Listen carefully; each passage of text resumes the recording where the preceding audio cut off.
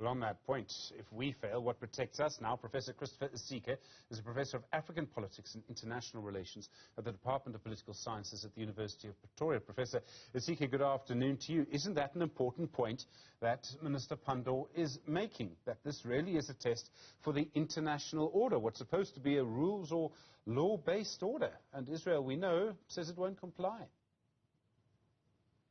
Yes, you are correct. That this is a very important point. South Africa, like she said, has done what it needs to do. The onus is now on the international community, if indeed we are really an international community of states that is governed by rules.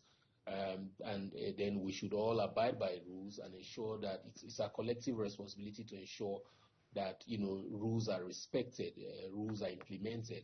However, like she said, the problem, and this is a broader United Nations problem, is the fact that the United Nations and its agencies do not have the power of enforcement, right? So it can barely enforce any of its rules, although the ruling of the ICJ, for example, confers responsibility on the UN Security Council to take action to ensure enforcement of its decisions. The problem will always be whether there is sufficient political will on the part of the UN Security Council to do so. So I think she has clarified the point that pressure needs not to be added on South Africa to do anything further than it has already done. It has shown leadership in this case, and the responsibility is for all of us in the international system to ensure that we find ways to get Israel to actually respect and implement the decisions of the ICJ.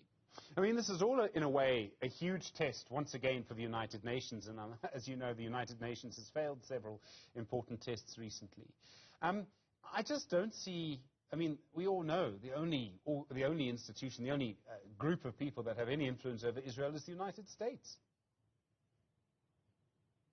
Yes, and they have that influence because of the Jewish population in America and the influence, the huge influence that it has across different sectors of the American society, socially, economically, and of course they've been able to transform this to political power as well. So they are very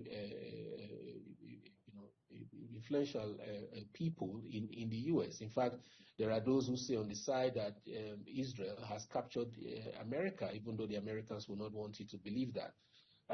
So the question then is, in this circumstance, can the U.S.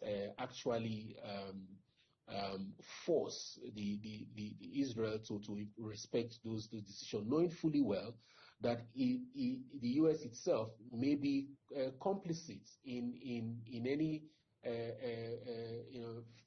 guilty charge of genocide that is found against Israel, whether in a year or two from now.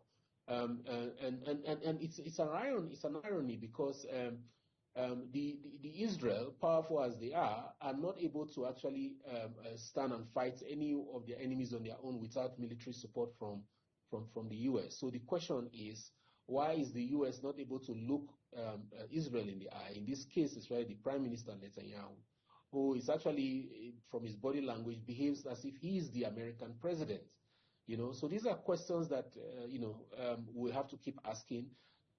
And hope that the rest of the international community are able to band together and find ways to resist the temptation to ignore a rules-based system. Otherwise, like Dr. Pandor said, we will live in a world without rules, in an anarchic system where anyone who's strong enough can overrun anybody who they feel they can overpower and get away with it. Professor Isike, what I'm about to say is probably of no comfort to Palestinians in Gaza at the moment. But it does seem to me that over the longer term, Israel may think it's winning the battle, but is actually losing the longer term war for support in the rest of the world. What I mean by that is more and more nations are condemning what they're doing. The fact that this is happening in such a public way, the fact that we're actually seeing it on social media, the fact that we're seeing, almost live television images of what's happening in hospitals, the sheer horror of the consequences of Israel's actions in Gaza, and combine that with the demographic change and the way that the United States is changing as a nation, it would seem to me Israel may believe that they're winning the battle, but they're losing the longer-term war. Yeah, they are, absolutely. You've put it nicely. They are losing the battle, they're winning the battle and losing the long-term war. And part of the biggest loss for them, and I'm sure they can countenance that, is the soft power appeal that they've always had. The admiration and goodwill from different parts of the world that would not have believed that they were capable of the kind of carnage that they have inflicted on the Palestinian people, right? And they've lost all of that soft power appeal.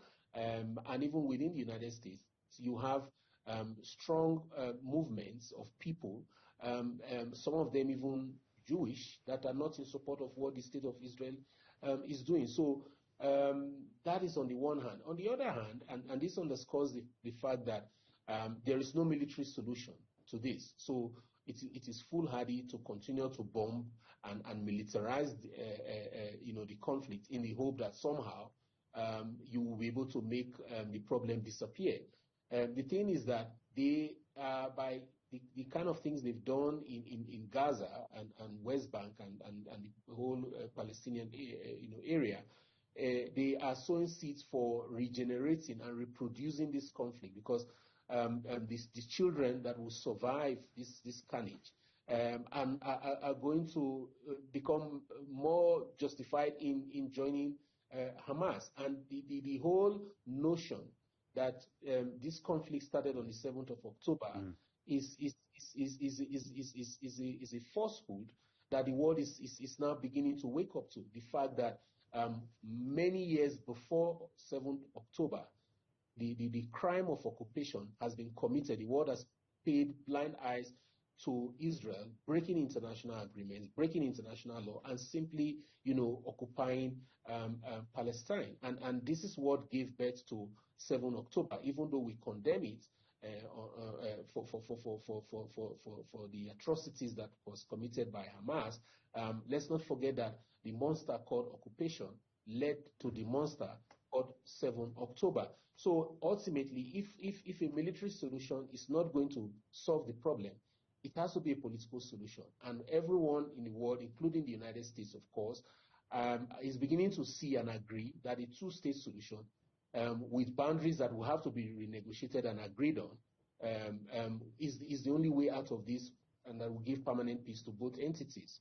The question is whether Israel will want to come to the party and not arrogate the right of deciding how that will be on behalf of the people of Palestine.